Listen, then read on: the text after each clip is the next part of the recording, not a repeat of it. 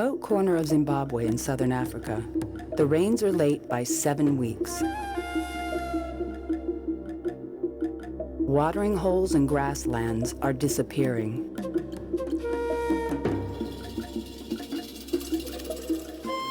Wildlife begin to suffer.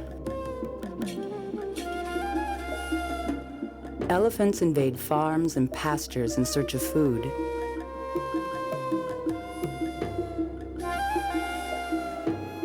An unforgiving sun turns hundreds of villages into dusty wastelands. Small family homesteads are especially hard hit. Matthias Zangari and his wife have worked this land all their lives. It's always been a difficult existence, but the lack of rain is causing serious concerns. Food supplies are slowly dwindling. The villagers are in desperate need of help.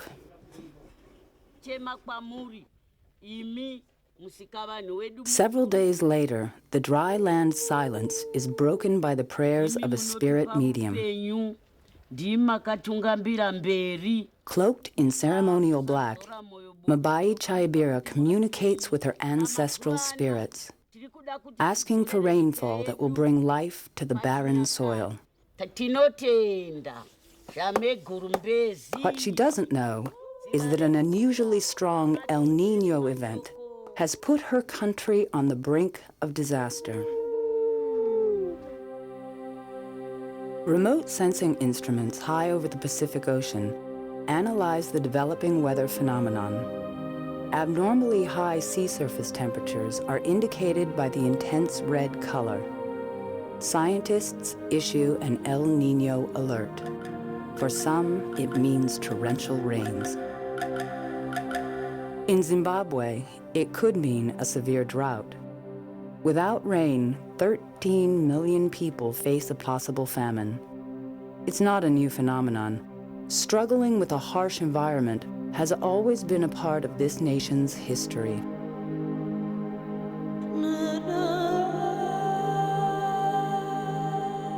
Shrouded in the morning mist lie the ruins of southern Africa's largest medieval city.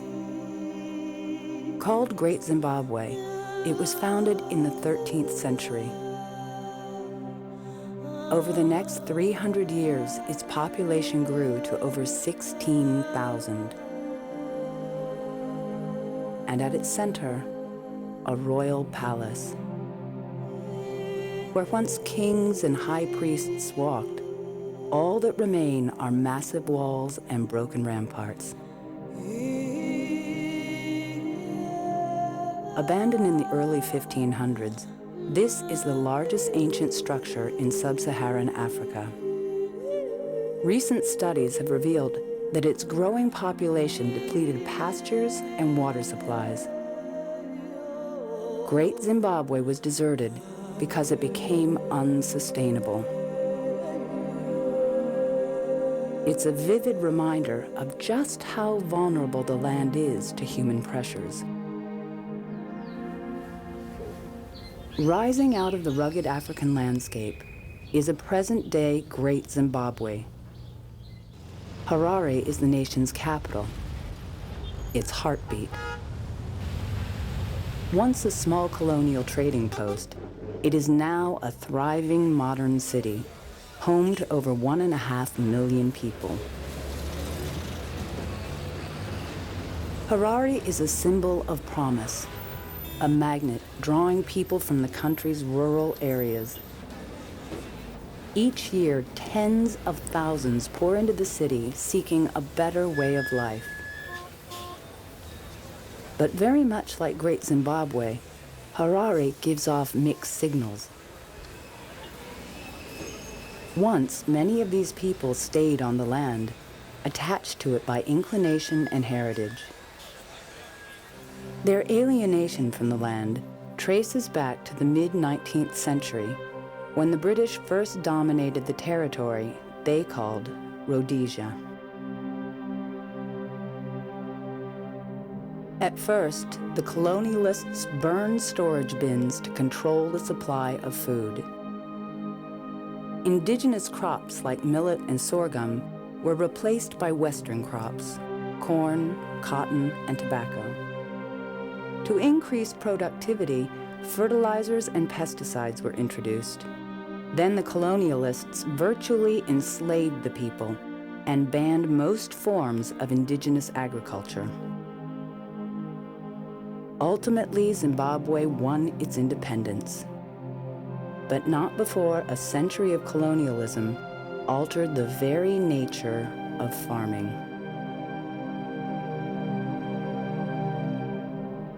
The drought has entered its second month. Temperatures soar to over 110 degrees Fahrenheit. Cattle wander aimlessly through villages and overgrazed fields. The lack of rain generates little desperation for the farmers of Zimbabwe's mostly white-owned large commercial farms. Their fields flow with water, pumped in from private reservoirs and underground aquifers. Owned by just 5,000 families, their farms sit on 80% of the nation's most fertile soil. This legacy of colonialism is compounded by the fact that much of their harvest is for export. During a famine, tobacco and cotton won't feed a hungry nation. Small-scale farmers live in a completely different world. Matthias Zingari spends more and more time with his grandchildren. Though some sense the impending danger, most of the children are unaware of the family's marginal existence. They rarely see their fathers, who have been forced to move to urban centers in search of work. Leaving behind wives and children is not uncommon in Zimbabwe. Despite the lack of rain, Matthias's oldest grandchildren practice the skills they so badly need to become farmers. They've already experienced the consequences of a famine.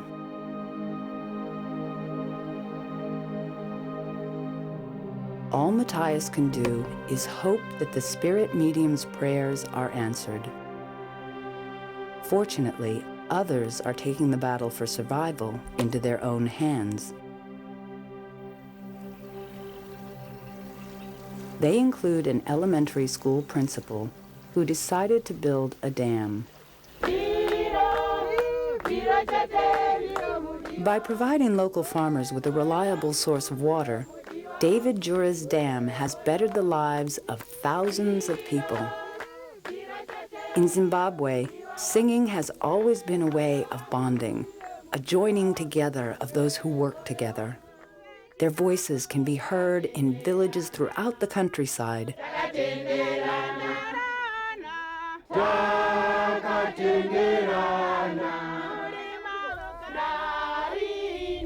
Singing is also a way to share in the joy of the harvest and the small miracles that come with water. The women of Chinnamora have tended a communal farm for 10 years. In the past, they used chemicals which were often banned in richer, more developed countries. Without protective clothing, they frequently suffered the toxic effects of these substances. But now that they have been empowered by a reliable source of water, they are beginning to also cast off the shackles of colonial rule. They are guided by a scientist who works with local farmers. Today, the farmers of Chinnamora use less chemicals and are planting indigenous, drought-resistant crops. In just 2 years, their bounty has almost tripled. The ability of a community to feed itself, to reach its full agricultural potential, has many other tangible benefits. Timothy Matende was about to leave behind his wife and child and seek work in Harare. He now earns enough to stay in Chinnamora, and his son will grow up knowing his father. Others are not doing as well. The drought has entered its third month. High over Africa, satellites send back time-lapse photographs. They show dramatic loss of vegetation, especially in southern Africa. With the height of the growing season only 6 weeks away, Zimbabwe's communal farms are slowly turning brown. When the rains finally come, they are 6 months late. Matthias Zengari's crop is meager. It will barely see him through another season. Yet he is secure with the knowledge that change is coming to Zimbabwe and that his grandchildren will learn better ways to farm their homestead. With a patience forged by the rhythms of an ancient landscape, Zimbabwe's communal farmers continue their struggle against poverty.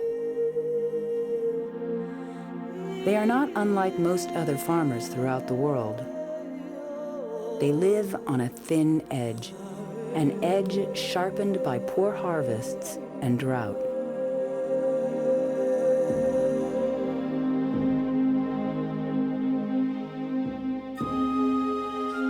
"5,000 miles and a world away from Zimbabwe, medieval fortresses and long dormant volcanoes dominate the landscape of the Auvergne region of central France. This is a world of memories and picture postcards, of ancient stone villages surrounded by gently rolling hills. Like the farmers of Zimbabwe, those that work this land live on a very thin edge. Alain Philippe is trying to bring a new life into the world. It's not an easy birth. The mother has just died. Alain has been through this before, many times. With a little coaxing, the lamb begins to breathe. The crisis is not yet over.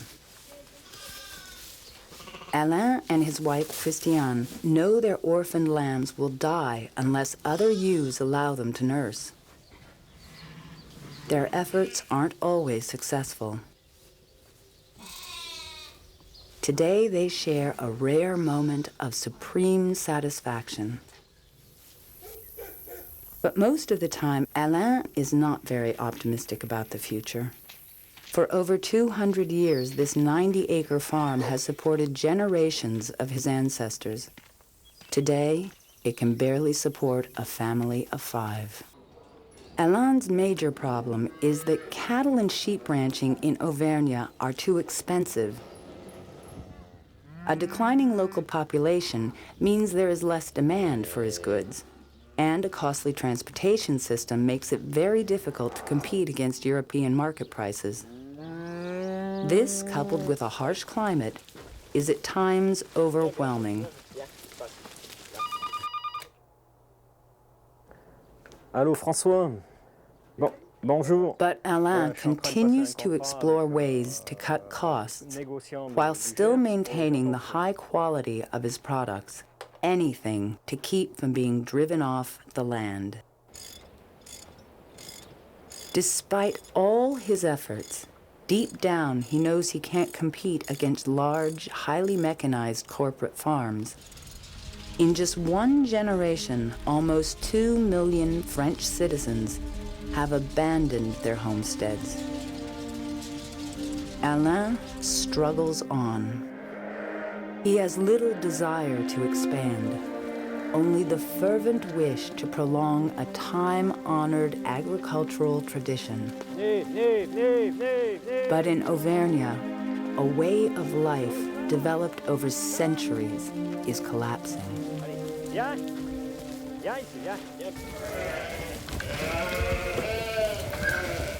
Gilbert Brault is a sheep farmer. His roots also reach deep into the rugged soil of Auvergne. But unlike his neighbor, Gilbert no longer spends most of his time working the land.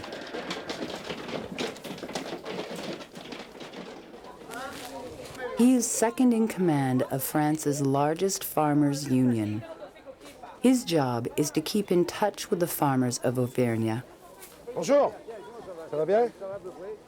Moi, j'aime autant qu'on l'aménage He un peu hears plutôt their que- stories and tries to solve their problems. Dans la presse. Non, mais c'est pas grave. And when he's heard enough, he puts on a tie and tries diplomacy. À mon avis, on devrait faire mieux à travers. Personnellement, moi, je me réjouis de cette proposition. And if that fails, he is forced to resort to more aggressive tactics that often make the evening news. With Gilbert leading the way, 10,000 angry protesters recently dumped thousands of gallons of milk to dramatize their fierce resistance to free trade. They also demanded higher subsidies to supplement their incomes. This act of desperation by local farmers was their response to an invasion of low-cost imports that placed them at a competitive disadvantage. All we want is a decent wage and still be able to produce good quality products. But most important, if we can afford to stay small, more people will stay on the land and our region will prosper. Often Gilbert is torn between his belief in a bright future and what he sees when he brings his sheep to market.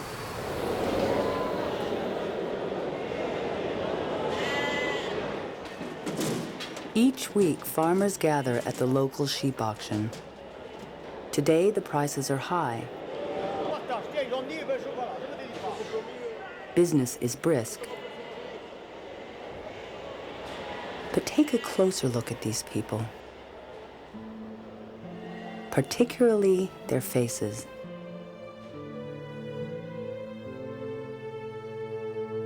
These are not the faces of tomorrow's farmers. These are the faces of the past, the faces of yesterday.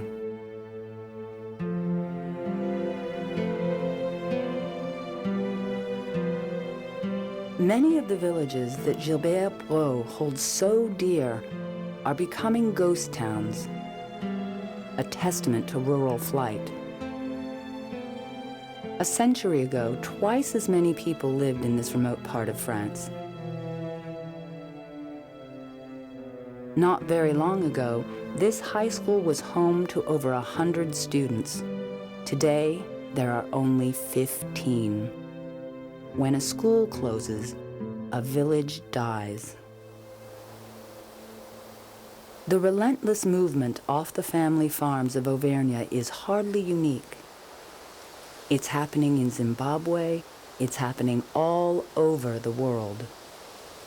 This shift in population not only strains the livelihoods of those staying, but affects the places where many of the people have fled, like the northwest corner of France, where farmers have their own set of problems. To understand these issues, it's important to first understand Brittany's connection to the sea. This is a region of strong ocean currents and tidal changes. Sometimes at low tide, the sea almost disappears from view, only to come back hours later, joined by the returning fishing fleets. Instead of farmers, Brittany has always spawned men of the sea. Not very long ago, they left behind a generation of widows when their frail sailing boats ranged as far as Iceland. The perils of the sea have made the Bretons a deeply religious people. In nearly every fishing village, there are chapels to honor the men lost at sea. Along their walls are slabs of stone and wood, and on each is a name, and they all have one thing in common. This is the Wall of the Disappeared, and the names are of the men who sailed away and never came back. After a night of trawling the Atlantic waters, the fishermen of Gilvanek prepare for the daily auction. In the past decade, Brittany's fishing community has dwindled from 60,000 to about 20,000. In a sense, their names are also candidates for the Wall of the Disappeared. Overfishing and pollution have devastated the local waters. Like the farmers of Auvergne, inexpensive imports have forced down prices, driving many into bankruptcy. As a result, most of the region's young people have started new lives as farmers. The inland villages of Brittany are astonishingly beautiful. 20 years ago, they were bordered by forests and wetlands teeming with wildlife. Today, they are surrounded by cultivated farmland. This is the nation's most intensive agricultural area.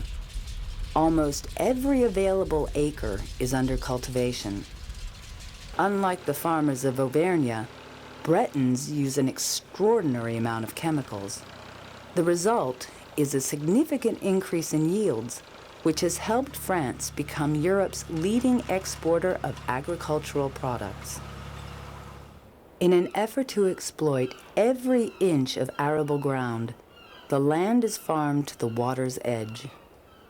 Ironically, agricultural runoff has so polluted Brittany's rivers and coastal waters that it is partially responsible for the collapse of the local fisheries.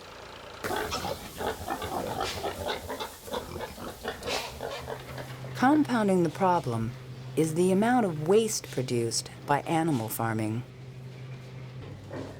Didier Bien's state-of-the-art farm houses over 1,500 hogs. It's just one of the thousands of such facilities that make Brittany France's largest producer of pork. Poultry is also big business in Brittany.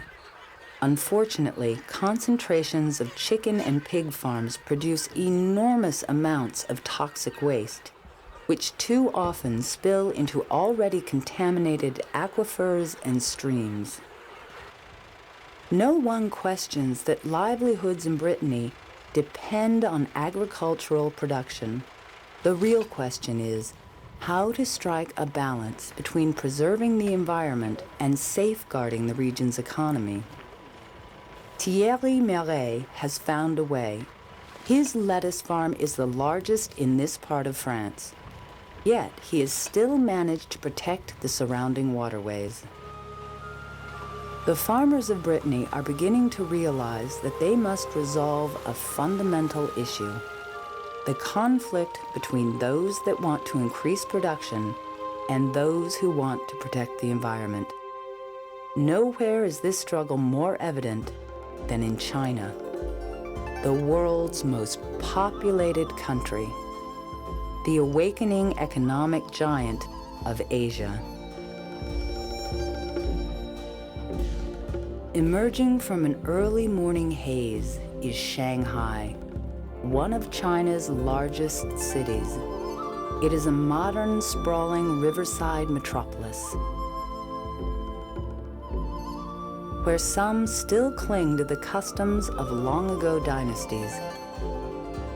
Shanghai is a place where past and future intersect. Over 15 million people choke its streets. Once a modest fishing village, today Shanghai is on the verge of becoming the commercial and financial center of Asia, if not the world. Despite all its possessions, all its riches, not so very long ago, these food stalls were empty. The threat of starvation, a daily fact of life. Though many are too young to remember, others cannot forget the horrors of a once well-kept secret. The year is 1962. Angry protesters disrupt the country. Misguided political decisions bring agriculture to a grinding halt. Famine claims a staggering 30 million lives. Today, the nightmare of extreme hunger is long gone.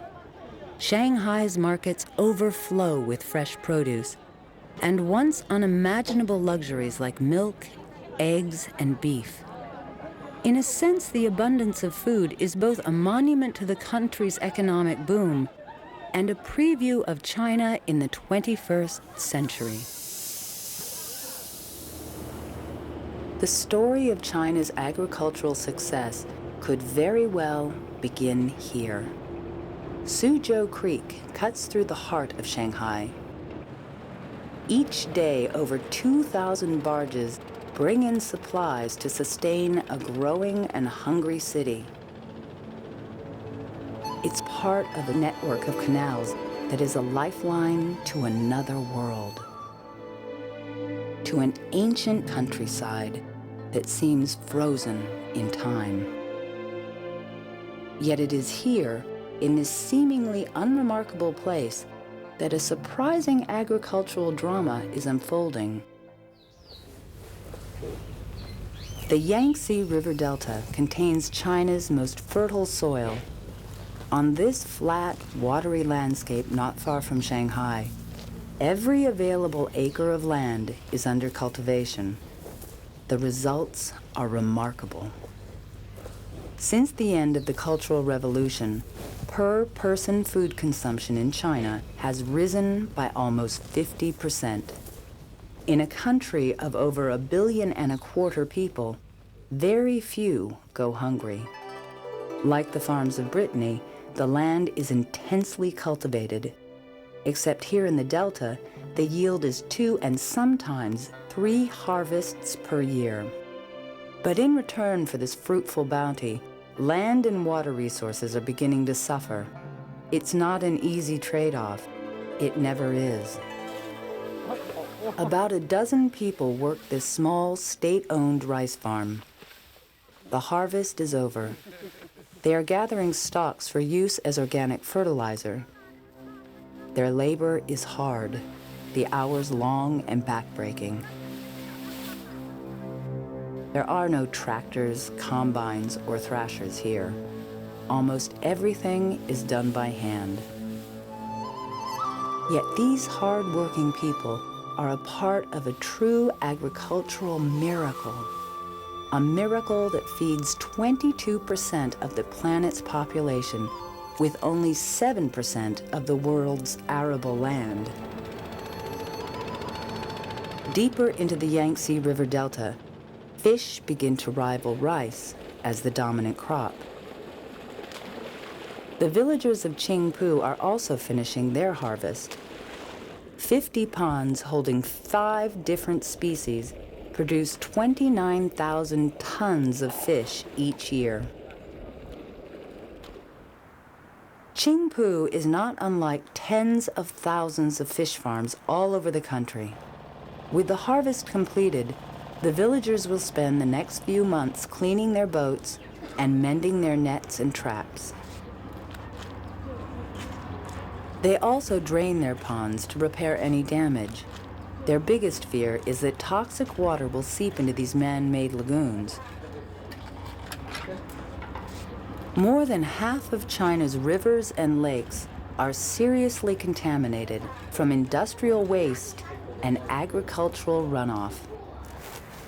Yet the villagers of Qingpu are secure with the knowledge that their livelihood is assured because the local government decided to protect the quality of their water.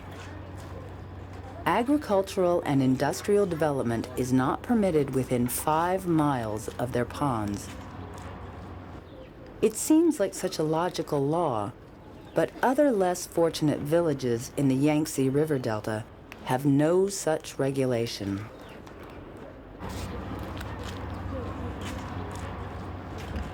Thousands of arable acres are being destroyed in the name of progress.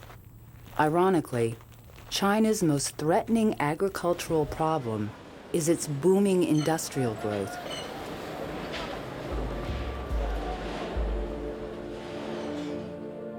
Each year, China loses about 1 million acres of farmland to new factories and real estate development. In the past 40 years, China's farms have lost a third of their most fertile land, forcing farmers to work the remaining soil even more intensively and increasing the risk of environmental damage. Each day, barges carry the harvests of the Yangtze River Delta to Shanghai. They return loaded with construction materials.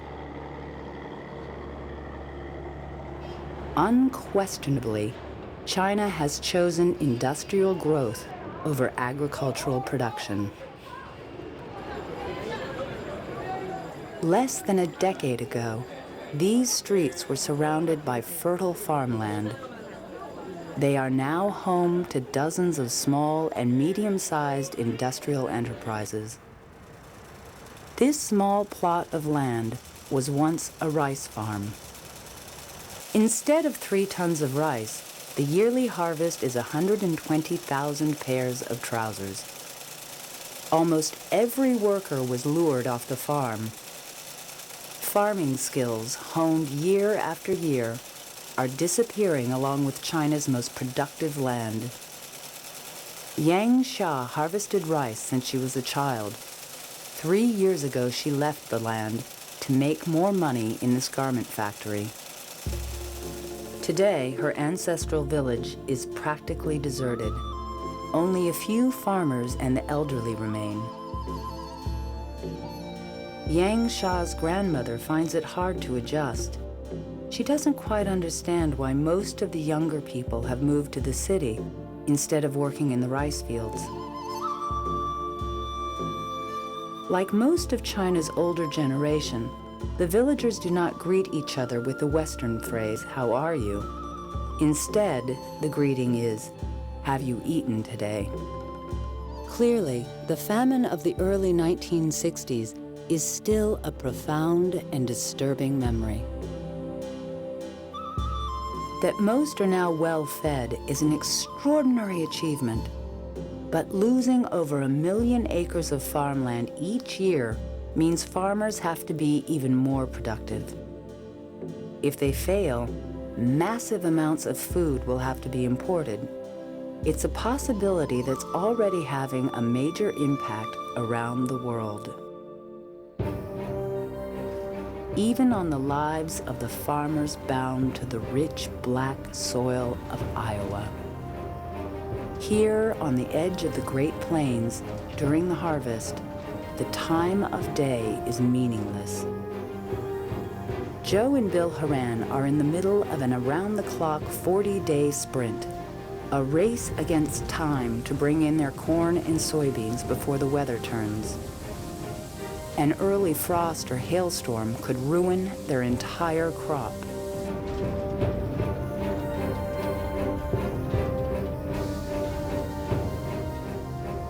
Joe works in air-conditioned comfort at a steady 6 miles an hour.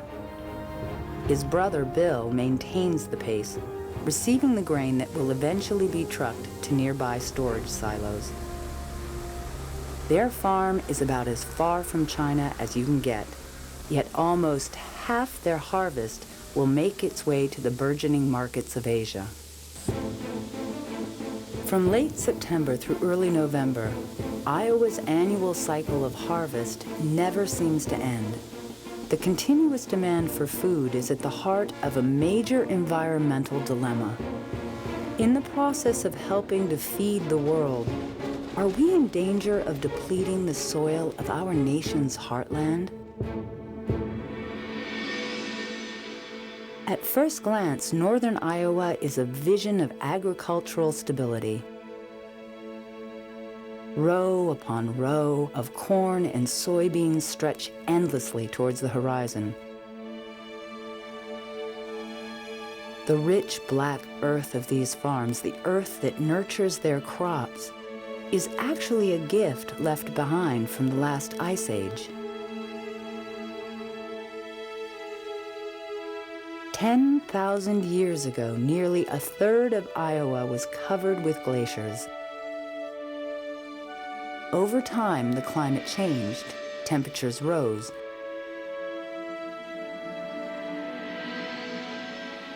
And the ice slowly began to retreat. Left behind was some of the youngest and most fertile soil in the country. The history of the tallgrass prairies is legendary, a place where the natural interaction of wildfires and grazing herds of buffalo enriched and replenished the soil, renewed each year into an exquisitely balanced ecosystem.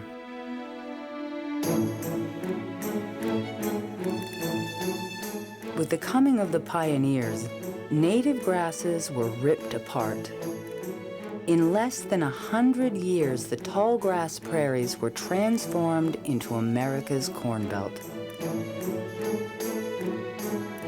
By the end of World War I, it was becoming the breadbasket of the nation. In haste to reap the rewards of this naturally fertile soil, farmers worked the land hard. It was left unprotected and vulnerable to the elements. Then a prolonged drought hit the Midwest.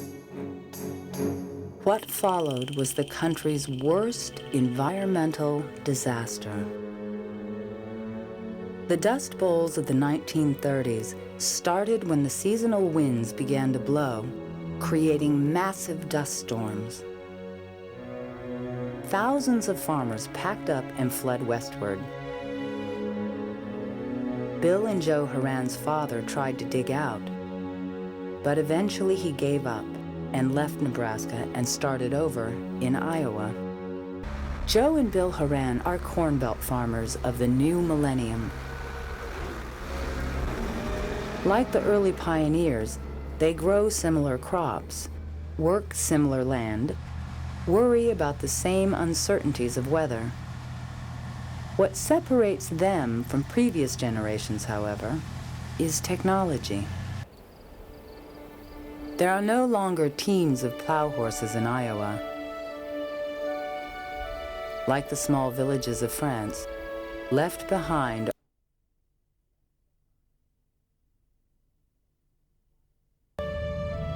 quiet reminders that the mechanization of agriculture means fewer people are needed to farm larger tracts of land.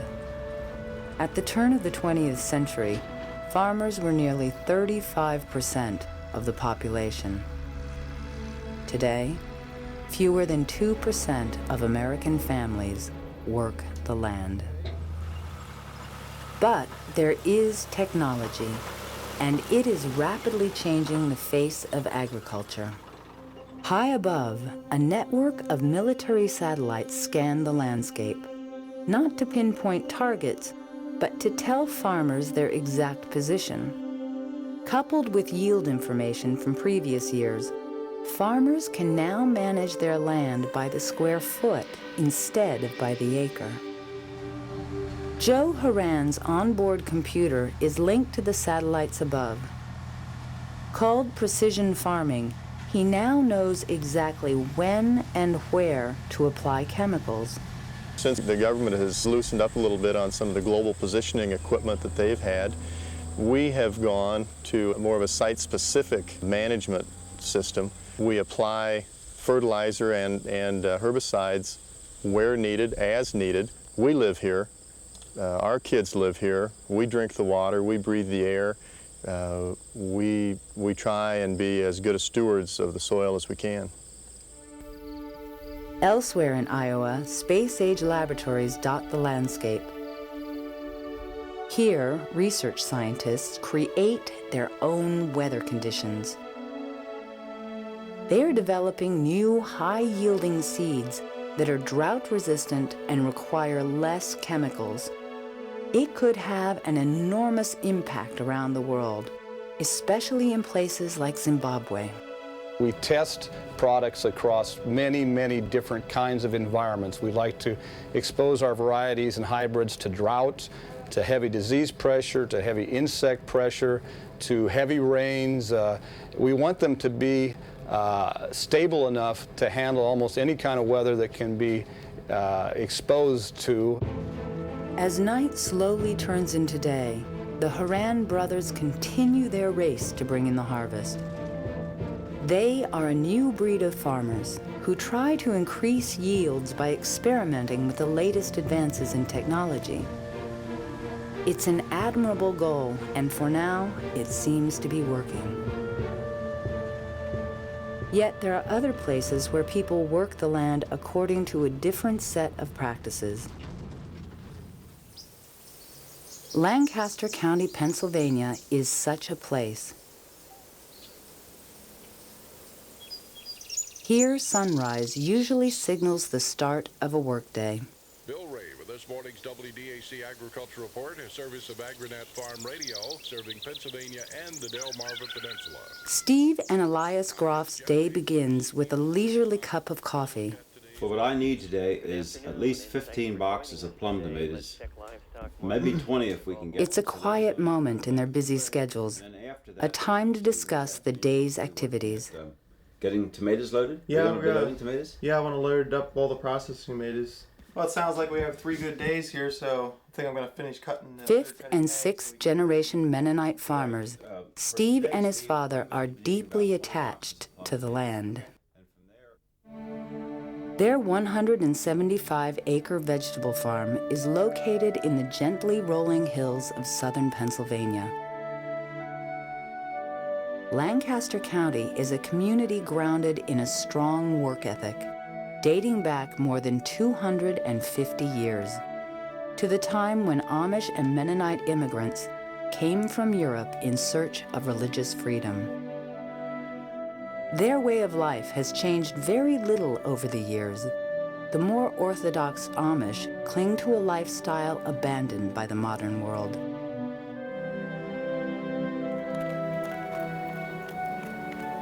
They do not drive cars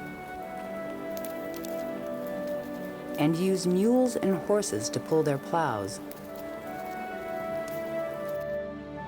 The more liberal Mennonites rely on more contemporary means of transportation.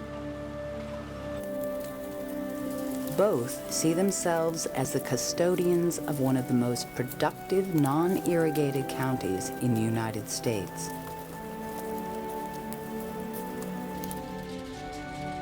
But reminiscent of the Dust Bowl days, their precious land is continually exposed to the elements. Each year, more than 4 million tons of Lancaster County's richest earth are washed away into nearby streams and rivers.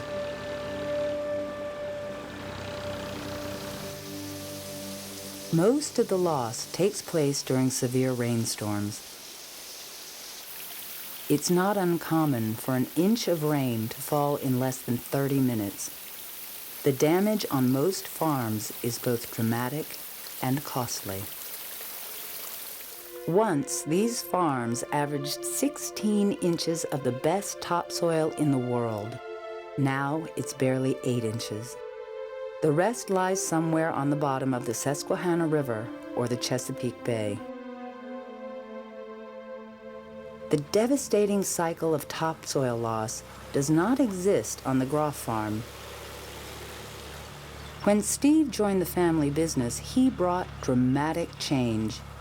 Instead of plowing the land, each fall he plants a cover crop that is rolled onto the land to form a protective carpet.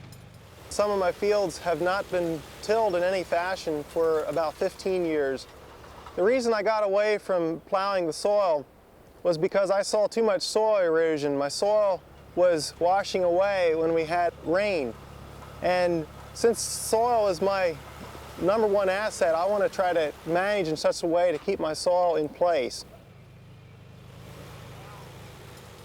Called no-till farming, Steve never exposes the soil to the elements. In the final step of the process, a specially designed tractor places the seeds for the vegetable crops directly into this natural mulch. The soil is never turned up. Several months later, the land is ready to be harvested. This is when Steve Groff's faith in no-till farming is justified. When his grandfather started farming tomatoes on this land, the yield was 15 tons to the acre. Today, the farm's tomato yield is 40 tons per acre. And equally important, soil erosion has been cut by over 90%. The other thing that the cover crops have done for us is being able to reduce our insecticides and our fungicides in our vegetable crops. We had done some testing comparing the conventional versus no-till tomatoes, and on our farm here we got about a 10% yield increase. And we've been able to consistently get increased yields ever since we've been able to do this. In a very real sense, the Groff's no-till farm is an island of sustainable agriculture in a sea of doubters. Convincing Steve's father was no easy task.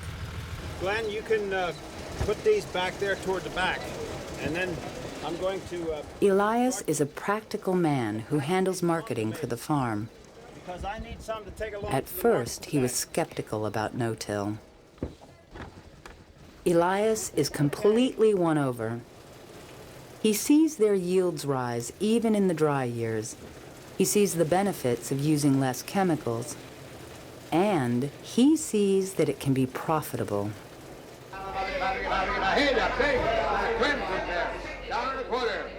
Several times a week, Elias brings his produce to a local market. Today, as on most days, he does well at the auction. It's a validation not only of his son's no-till farming, but of a family's persistence. 2.5 down there, 354. There are no global views on the minds of these Pennsylvania farmers, no overseas markets for their produce. Yet, how they meet their economic needs while respecting their deeply held environmental beliefs speaks volumes to people all over the world. It speaks directly to the women of Chinnamora, who have learned to harvest their tomatoes without upsetting the delicate balance of their soil. It has much to say to David Jura and all those who help break the cycle of poverty and hunger. There are no easy answers or quick solutions, but there are ways to strike a balance between what we want and what nature can provide. Brittany is beginning to understand the limitations of its soil, and the people of Auvergne continue to fight to preserve their rural way of life. In China, farmers are beginning to realize that they must explore new ways to cope with the loss of irreplaceable farmland. And the farmers of Iowa continue to seek high-tech solutions to increase their yields. But in the end, for the people who work the land, who draw sustenance from the soil, there are common bonds. Bonds that are renewed by each generation, bringing new ideas, new attitudes, new hope.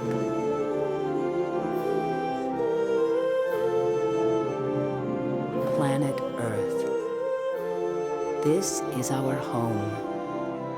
This is where our journey of discovery must begin.